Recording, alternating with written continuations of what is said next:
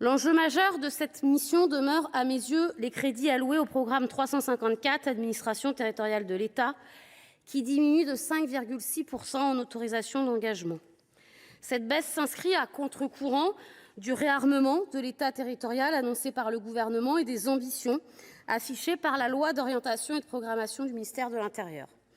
Certes, le projet de loi de finances prévoit la création de 232 postes au sein de l'administration déconcentrée, dont 110 seront dédiés au soutien aux missions préfectorales en tension. Mais cette évolution ne représente que 0,41 % des ETP de l'administration territoriale de l'État, qui a perdu 14 % de ses effectifs entre 2010 et 2021. Bien que je salue les efforts consentis par le Gouvernement, qui marquent un véritable changement de paradigme après plus d'une décennie de coupes budgétaires drastiques, je ne peux évidemment me satisfaire d'une telle augmentation qui relève plus d'un affichage politique que d'une véritable solution au désengagement de l'État dans les territoires.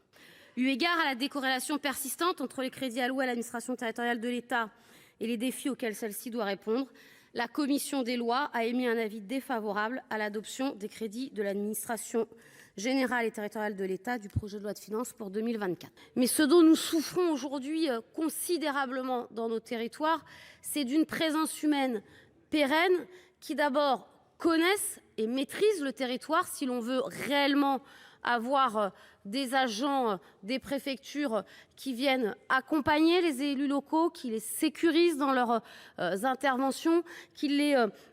accompagnent en matière d'ingénierie, y compris pour pouvoir mobiliser les différents financements auxquels ils ont droit. Et je ne reviens pas sur le décalage très fort entre les engagements et les consommés sur le fonds vert. Et donc on ne peut se satisfaire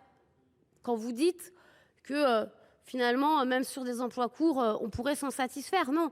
si on veut réellement avoir un réarmement de l'État au service des collectivités territoriales, au service d'une décentralisation renforcée demain dans notre pays, oui, nous aurons besoin d'un nombre d'emplois pérennes dans toutes les sous-préfectures de France pour pouvoir relever ensemble ce défi et avoir un État qui ne soit pas un État censeur, un État qui ne soit pas un État dominateur sur les collectivités locales, mais bel et bien un État accompagnateur et un État facilitateur.